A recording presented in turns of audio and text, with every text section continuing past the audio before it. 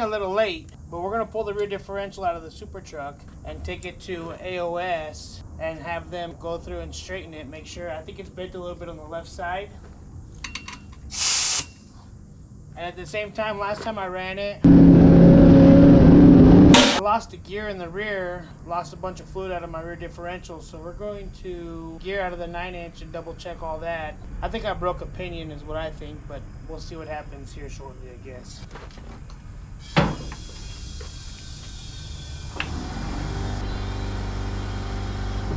Always put it on the lock. I have another jack, air jack that we got from Procknell Racing out of Kansas. My uncle, we bought an air jack from him, went and picked it up over Thanksgiving. Because that's what you want to do.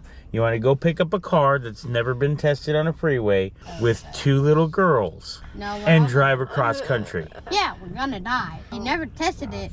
We might die. It's the end of the world as we know it. We're all high hopes now because we're still in Kansas, but let's see how it goes.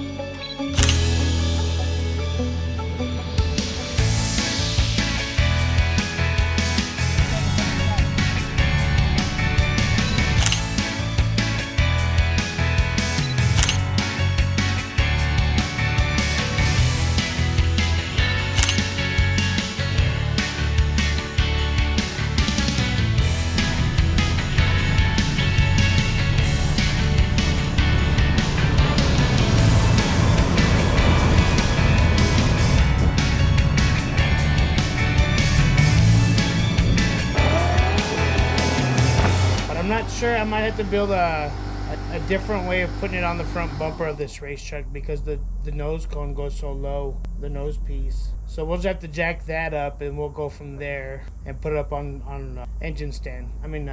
Jack stands. Stay tuned here at Sullivan Racing and we'll see what's going on with our 9-inch. So here's our 9-inch. That's the other thing. Whenever I bought this super truck, I'm not sure all these different mounting locations, if everything's legit or where they need to be for the spec truck class. So while it's at AOS, Jimmy Ray, I'm going to have him double check and make sure all of my bracketry is all the right height and everything else, so I don't have no problems through tech. See, as you can see, I can turn my wheels and this does not turn at all. My driveline doesn't turn at all. So something got chewed up inside that rear differential. I'm not sure what it is. Maybe I stripped the gears out, I don't know. But it leaked out a bunch of fluid, and I'm not even sure where it leaked out a bunch of fluid at. It doesn't look like it came out of the front seal. Yeah, that driveline just turns. So we'll see what happened there. I still can't tell where that gear oil came out of though. Pulling apart all these brackets and drop this rear end out so I could take it to Las Cruces, New Mexico. I'm here in Tier C. We'll take it maybe this weekend or the weekend after. I got a friend of mine that races also. He runs a X mod. He said he has a gear and he needs a radiator, so we're gonna do some swapping out and I'll buy him a radiator and I'll get a gear from him. Try to save some money there. Whenever we stopped racing the truck the last time, I left the transmission and everything in it. I'm still waiting on some parts from the machine shop for the race truck motor. So I think temporarily, just to start off the season, we're gonna run our pure stock motor, which our pure stock is over here. I'll pull the motor out of it and put it in the race truck. We'll leave the same cam, same heads, everything. I'll change the oil pan, and then I might even still run my 2-barrel carburetor on this race truck. It's a baby motor, so maybe I could leave it floorboarded all the way around and still keep up with the back of the pack is what I'm hoping. Just to get some seat time. It's got enough motor to be able to get the feel of the truck and be able to go from there. We're gonna have a hell of a time this year. We got a lot of our sponsors coming back on with us, which I appreciate. That's really nice. Actually, I even picked up a couple extras, so stay tuned. We're gonna have a good time this year. We're not gonna be running for points or nothing like that. We got some other obligations we got going this year, and we want to do a couple little trips on the side-by-side and stuff like that. My plan is to run at least 10 races out of, I guess there's like 20 or 18 of them. But if I could run 10, I'll be happy, and so will my team. And then maybe next year we have something better in store to where we can maybe go more for a points championship. This truck definitely is not leaving Sullivan Racing by no means. The reason why I got into a truck is whenever Haley passed away, the truck association at Vado Speedway donated some money for her funeral services. That really touched my heart, and whenever that happened, I told my dad that I want a truck. He goes, no, we don't need a truck. I said, yes, I want a truck, because if anything happens to anybody else's family, I want to be a part of that giveaway and give money back to someone else in need. Because through a tragic accident, I don't care who you are, how much money you have, you're always in need of help from others. And that's what primarily I want to be from Sullivan Racing, is somebody that helps out everybody else. We give away so much to my community and to other people. I sponsored a fan to a racer last year out of Deming. He needed a fan blade, so I bought him one. Another racer needed a 4-barrel carburetor, so I lent him mine for a 3-day race out of El Paso. So, I mean, that's what it's about, is helping each other out. I'm going to be doing a lot of work to the super truck these next two weeks to try to get it running. I want to get the other motor in here in the next 2 weeks and get it running. I don't think I'll have the rear end back yet, or the gear, but the front end will be solid. It'll be ready to go. That way, whenever we get the rear end and the gear back, we'll be able to put it in and maybe go find a play day and test our luck and see what happens in this truck class this year. Stay tuned. Always got to practice safety. Since I'm here by myself, I can't afford to have anything fall on me. Now we are taking off the drive line.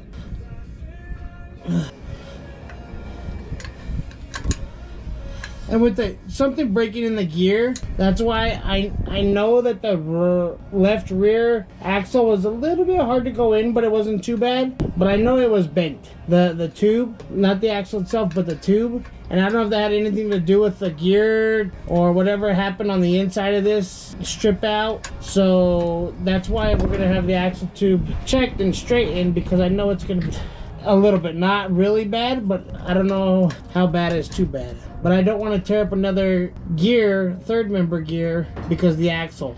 Definitely looking for sponsors for a new rear end if possible. 9-inch, it's got to be 58 inches from side to side. So we'll see what happens there. But until then, I guess we'll just go have this one straightened and checked and try to run it for the season until we can get another one. Sullivan Racing and Project Sullivan on YouTube. We're going to have a good time this year. I got a lot of people enjoy what we do here in the community and on YouTube. Just having a good time. Showing them that the poor boy could compete also. We were going to take some time off this year, do more traveling on the side-by-side, go to different mountain towns, but I had all my sponsors come back on board. They're like, hey, we're on this year. So I was like, well, shit, I guess we're gonna be running the truck. So, and we picked up a couple extras, so maybe that'll allow us to run a little more. We got to travel a little over an hour one way. Our fuel bills will get expensive more than anything else. We'll see what happens this year. We're hoping for the best. Again, like I said, we're not gonna run for no points or nothing. I'll be happy to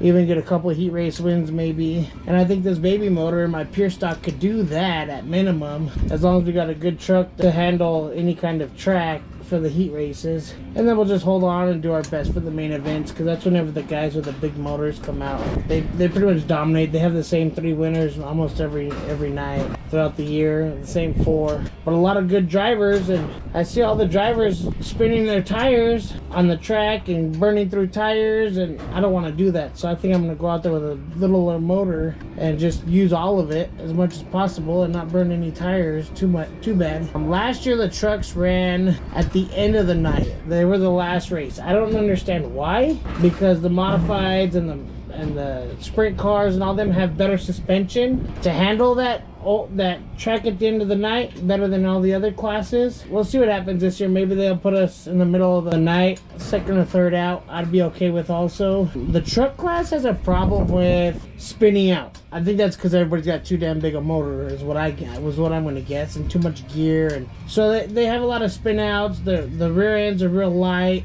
They spin around. And last year they had a lot of wrecks. And I think that might have been because they ran last. if they're running on a tacky track, second or third out for the main event, I don't think they would have had near as many wrecks because everybody would have had better control over their stuff, if I was gonna guess. So maybe they'll take that into consideration too. I don't know. It definitely makes for a faster track, I think. If it's tacky, they say the big motors dominate on tacky tracks. They say that they're hard on motors. Tacky tracks are harder on motors than dry slick tracks. Everybody's got their preference. I personally like more of a tacky track, and that's why, because I think it's safer.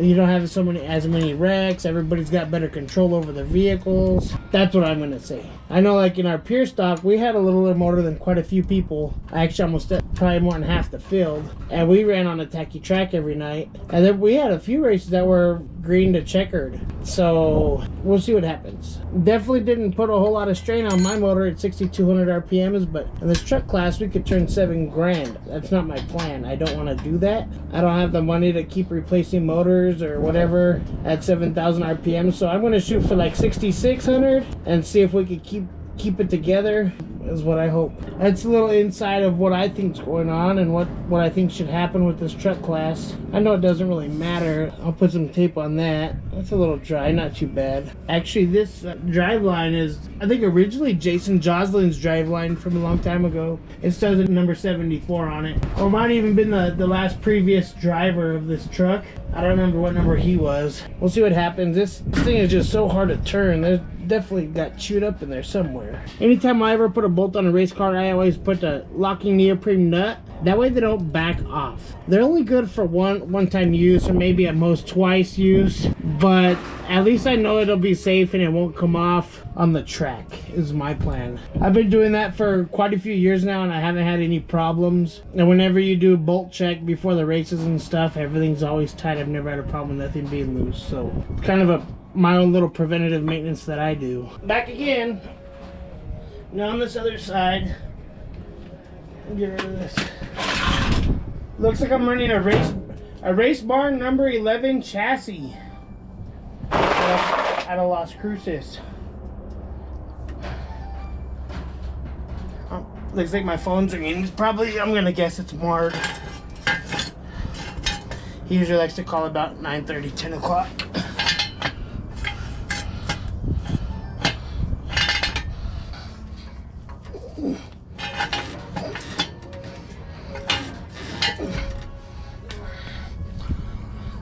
Now I got it on jack stands on both sides. Let me get a better angle at this. All last summer there was tons of black widows everywhere here in New Mexico. So I gotta be careful because I'm not sure if they die in the winter. I haven't seen any yet. This is definitely the nicest race car that I've ever owned, and most up to date, that's for sure. I think it was built in early 2000 or the late 90s is what I'm gonna guess.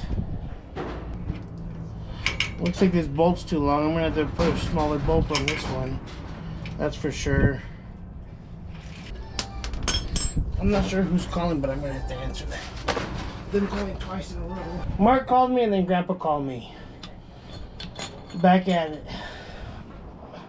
Well, hell, that bolt is loose right there on that differential. Maybe that's why that gyro came out of that gasket. Or maybe it's just destroyed on the inside. We'll find out here in a little while, I guess. And now it starts to get windy.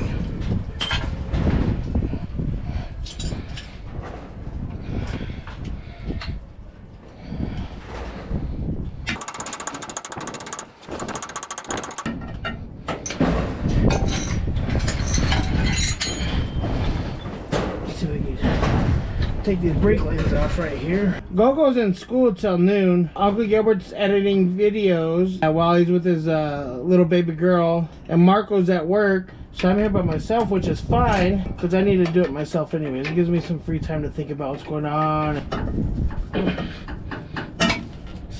Oh, shh. That's what happens when you don't pay attention. You take off half your thumb.